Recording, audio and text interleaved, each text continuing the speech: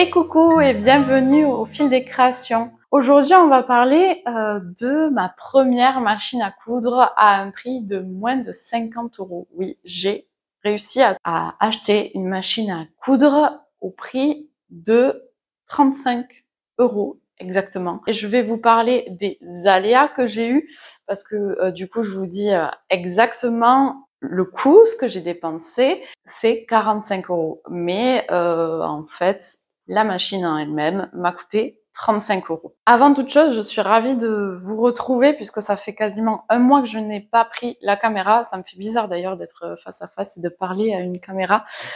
Je me présente donc, je m'appelle Marie-Charlotte, je partage avec vous ici mes inspirations créatives, quelques petits tutoriels de temps en temps.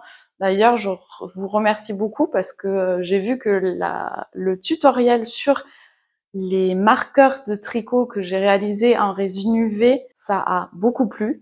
J'en suis vraiment ravie. N'hésitez pas à me dire en commentaire pour quelles raisons vous vous êtes abonné à ma chaîne. Est-ce que ça vous intéresserait que je fasse d'autres tutoriels comme ça, plus en couture, plus avec la résine? N'hésitez pas surtout. Moi, ça m'orientera sur qu'est-ce qu'il faut que je fasse. Enfin, donc on va se recentrer sur le sujet. Oui, j'ai trouvé ma machine à coudre. Pour tout vous dire, ça fait plus de 6 mois que je recherche ma propre machine à coudre. Ma belle-maman m'a donné une machine à coudre, m'a prêté une machine à coudre qui fonctionne très très bien. Mais je voulais en plus ma propre machine à coudre, une machine qui avait certains critères. Après de nombreuses heures à regarder sur YouTube des vidéos des personnes qui conseillaient des machines, est-ce que d'occasion, est-ce que neuve, est-ce que moins chère, une marque très chère, est-ce qu'il valait mieux Lidl, est-ce qu'il valait mieux Brother, Singer. Quelques temps plus tard. D'innombrables conseils que m'ont donné également mes copines du club de couture. Je me suis fait un petit peu mes critères, je me suis organisé mes critères pour savoir ce que je voulais exactement. La première des choses, c'est que je voulais une machine qui soit légère, parce que celle que m'a prêtée ma belle-mère, je ne peux pas la prendre au club de couture parce qu'elle est très lourde. Quand je pars une après-midi à mon club de couture, j'ai pas envie de me surcharger, d'avoir une machine très lourde. Il me fallait une machine assez légère et transportable avec un capuchon, bien sûr, je préférais ça. Après, vous le savez, je ne suis pas une experte, je suis une débutante en couture. Du coup, je voulais une machine simple, vraiment très très simple, avec en gros couture droite, point droit, point zigzag et des choses basiques avec marche arrière et la lumière, bien sûr. C'était des choses très basiques de débutante. Je voulais pas de points particuliers. Je sais que certaines machines ont beaucoup de points fantasy. Là, ça ne m'intéressait pas pour cette machine-là. C'est vraiment pour me déplacer et pouvoir la prendre où je veux, entre guillemets. Après, je voulais qu'elle passe les épaisseurs parce que je veux quand même faire des accessoires. Par exemple, comme vous savez, je crochète. Donc peut-être doubler une pochette que j'ai crochetée, qu'elle soit assez simple pour passer certaines épaisseurs.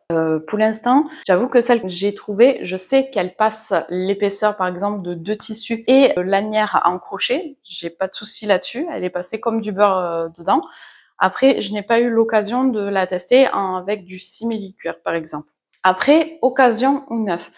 Je ne voulais pas mettre énormément de sous dans une machine, surtout que je préfère mettre mes sous ailleurs, par exemple sur du tissu, pouvoir me perfectionner avant d'investir une grande quantité d'argent dans une machine.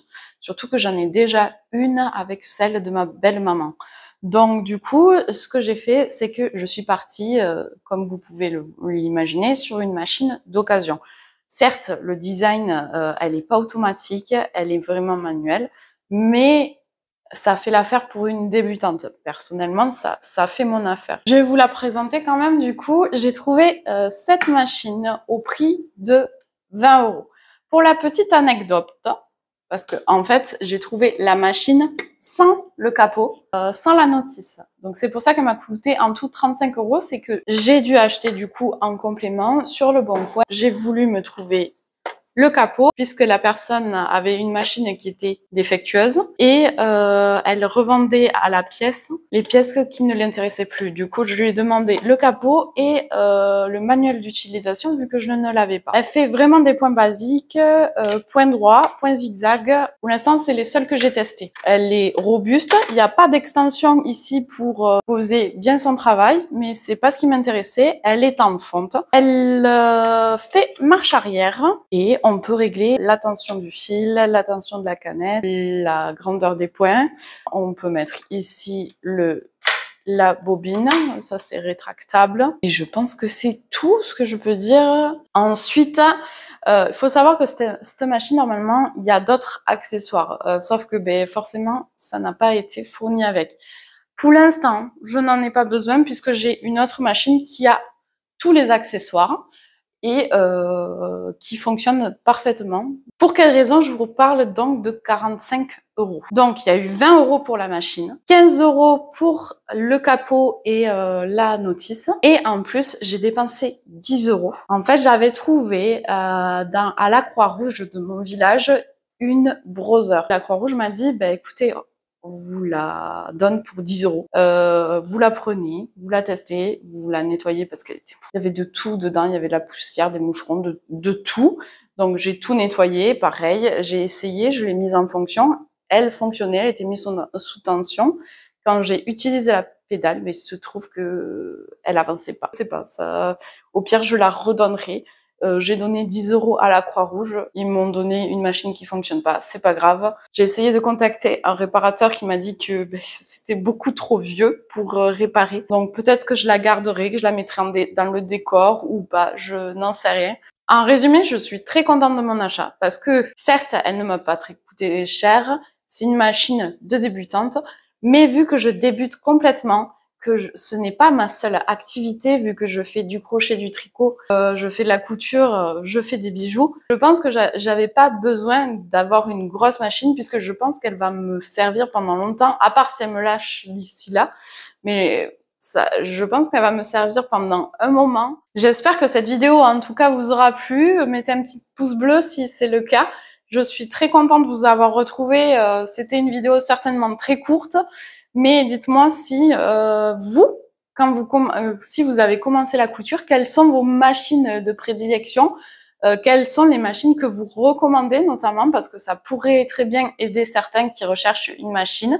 En tout cas, je vous retrouve dans une prochaine vidéo pour parler création. D'ici là, prenez soin de vous, de ceux qui vous aiment, passez de bonnes vacances pour ceux qui le sont et restez créatifs.